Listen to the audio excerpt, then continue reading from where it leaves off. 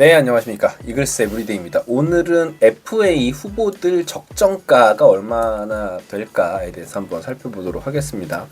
공교롭게도 어제 이제 플레이오프 1차전에서 또 FA 예비 후보인 최원태 선수가 좋지 못한 모습을 보였고, 엄상백 선수도 최대어로 꼽히고 있는데 이번 가을에 또 좋지가 않았죠. 자, 일단은 최정 선수는 사실은 저는 좀 논외로 봐야 된다. 그리고 그 정도 급은, 최정 정도의 슈퍼스타급은 SSG에서 사실 놓치면 이상한 정도거든요. 상징적인 측면에서도 그렇고 너무 부피가 크기 때문에 잡으려면 계약 기간은 무조건 4년 기본으로 깔아야 되고 총액 100억부터 시작할 것이다. 그게 아니면 사실은 다른 팀으로 갈 이유는 없어 보입니다. 물론 뭐 SSG가 너무 재정 상태가 좋지 않아서 아예 터무니없는 계약 조건을 내걸면 모를까? 그게 아니다라면 SSG와 계약할 확률이 굉장히 높아 보입니다.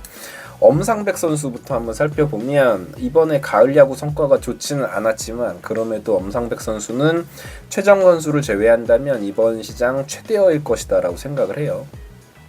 비교 대상은 임창규 선수가 될 것입니다. 임창규 선수가 지난 시즌이었죠. 31세 시즌이 끝나고 4년 50억 총액 계약을 했습니다. 인센티브가 24억이라서 보장액은 26억이기는 하지만 그래도 총액 50억의 충분히 상징성은 있는 계약이었다라고 생각을 하고요. FA 직전 3시즌을 엄상백 선수와 한번 비교를 해보면 임창규 선수의 FA 직전 3시즌 동안 소화 이닝은 339이닝이었고요. ERA는 4.04였습니다. 탈삼진은 245개였어요. 엄상백은 같은 기간 동안, 우선 엄상백 선수의 나이는 28세 시즌을 끝마친 상황이기 때문에 임창규 선수의 FA 시점보다는 3살이 어립니다. 408.2이닝을 같은 기간 소화를 했고요. ERA는 3.87, 탈삼진이 387개니까 임창규와 비교했을 때 엄상백의 가치는 조금 더 높은 급이다라고 보는 게 맞을 것 같습니다.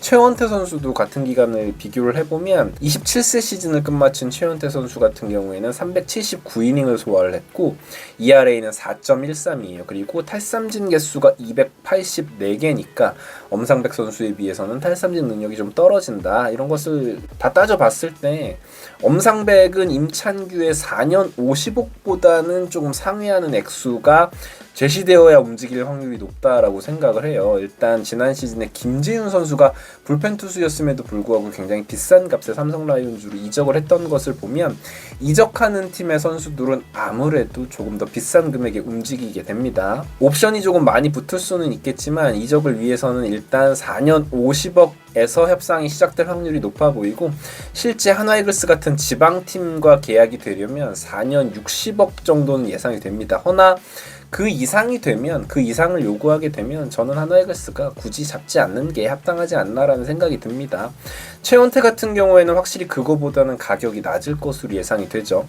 계약 기간도 4년까지 제시가 될런지 모르겠어요. 한 3년 20억 정도가 제 생각에는 적당한 가치라고 보는데 FA 시장의 특성을 살펴봤을 때는 시장이 조금 과열될 경우에는 4년간 3, 40억도 충분히 가능해 보인다. 개인적으로는 최원태는 접근을 안 하는 게 맞지 않나라는 생각이 들어요. 삼진율 자체도 굉장히 낮고 삼진율이 낮다 보면 어떤 문제가 생기냐면 수비 그리고 구장에 많이 좌우가 됩니다. 성적이. 엄상백은 이닝 대비해서 탈삼진이 굉장히 많은 선수이기 때문에 수비력이라든지 구장을 그렇게까지 많이 타진 않는다라고 보면 최원태 같은 경우에는 탈삼진율이 적기 때문에 그리고 잠실구장을 썼던 것을 생각을 하면 그런 부분들을 좀 생각을 많이 해봐야 될 것 같아요. 자, 그리고 심우준 선수가 올해 29세 시즌을 마치고 FA로 나올 확률이 굉장히 높아 보이는데요. 좋은 유격수죠. 수비력으로 인정을 받는 선수이기도 하고. 그런데 심우준 선수의 공격력이 가장 좋았던 2019 시즌, 24세 시즌이었어요. 5년 전이고요. WRC 플러스가 83.9였고요. 올해 심우준의 WRC 플러스는 75.5였습니다. 아무래도 공격력이 그렇게 뛰어난 선수는 아니다.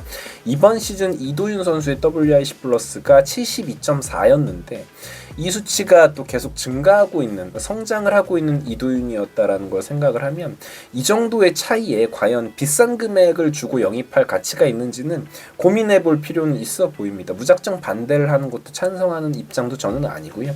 하지만 검증된 유격수 자원이라는 매력이 분명히 있고요. 지금 팀의 유격수인 이도윤과 하주석과 직접적인 비교를 해보면 모든 부분에서 심우준이 우위다라고 볼 수 있겠죠. 적정 가격은 저는 4년에 25억 정도로 보입니다. 이적을 위해서는 한 4년 30억도 가능성은 있어 보이는데 그 이상으로 이제 부르게 되면 안 잡는 게 맞지 않나라는 생각이 들어요. 너무 비싼 가격에 FA를 잡을 필요는 없다. 김성욱 선수 이야기도 조금 많이 나오고 있죠. 31세 시즌이 종료가 된 선수고 비싸지 않다라는 메리트가 있는 선수입니다. 확실히 공격력은 약합니다. 이번 시즌 OPS가 0.671이었고 WRC 플러스도 71.4. 지난해 이 선수의 WRC 플러스가 89.3 굉장히 높았는데 이번 시즌 좀 하락세에 있었어요. 우리 팀의 장진혁 선수는 어땠는가? 이번 시즌 OPS가 0.747이고 WRC 플러스가 91.6이었습니다. 장진혁 선수의 공격력이 더 좋았죠. 그런데 장진혁 같은 경우에는 이게 이 정도 비슷한 수치도 찍어본 적이 한 번도 없었던 선수였다. 그러니까 이런 정도의 성적을 낸 게 이번 딱 한 번이라는 즉 이제 플루크 시즌일 확률도 존재한다라는 부분에서 장진혁 선수의 성장을 바라는 게 맞는지 아니면 김성욱 선수를 영입하는 게 맞는지 결국은 금액적으로 접근을 해야겠죠. 김성욱 선수가 비싸게 데려올 선수는 아닙니다. 그렇지만 FA 이적을 위해서는 3년 한 10억 정도는 투자가 되어야 된다라고 보면 과연 키워서 쓰면 되냐? 아니다. 한화이글스는 선수 잘 못 키우지 않냐? 하지만 뭐 그렇다고 비싸게 데려올 수는 없는 노릇이다. 뭐 이런 의견들이 분분할 수 있겠습니다. 김성욱 선수는 과연 한화이글스가 어떤 접근을 할지 굉장히 궁금해집니다. FA 선수는 아니고 외야수 얘기를 하다 보니까 이번에 KT 위즈에서 방출된 조영호 선수 이야기를 조금 해보면 바로 이렇게 은퇴를 하기에는 좀 아쉬운 선수라는 생각이 듭니다. 36세가 되는 내년 시즌이거든요. 잔부상이 좀 심했죠. 2022 시즌을 끝으로 전성기가 좀 꺾였다라는 평인데 이후 두 시즌에서 123경기밖에 출전을 하지 못했습니다. 아마도 마치 작년 이재원 선수같이 긁어보는 영입은 가능하다.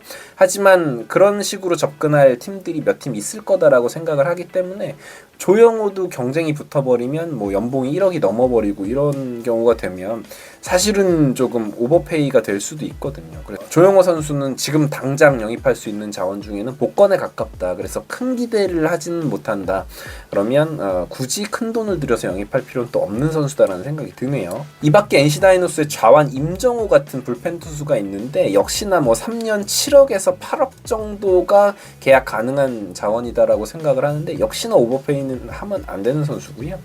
우리가 올해 돈을 아낀다고 해서 내년에 강백호 선수를 잡는 건 아닙니다. 단연 계약이 묶일 수도 있고 돈이 있다고 FA 선수를 다 잡을 수 있는 건 아니기 때문에 다만 오버페이가 쌓여버리면 계속 쌓이면 아무리 셀러리 캡이 거의 유명무실해진 지금 상황이다라고 해도 구단 운영 자체가 힘들어질 수는 있어서 과연 어떤 선택을 할지 이번에 나오는 FA들이 사실 굉장히 애매해요. 최정 선수를 제외하면 S급으로 분류할 선수는 없다라고 보는 게 맞는 것 같은데 과연 어떠한 선택을 한화이글스가 하게 될지도 굉장히 궁금합니다. 시장의 과열 정도가 어느 정도일지도 제법 궁금해지는 오프 시즌이다라고 할 수 있겠네요. 지금까지 이글스 에브리데이였고요. 구독, 좋아요 부탁드릴게요. 감사합니다.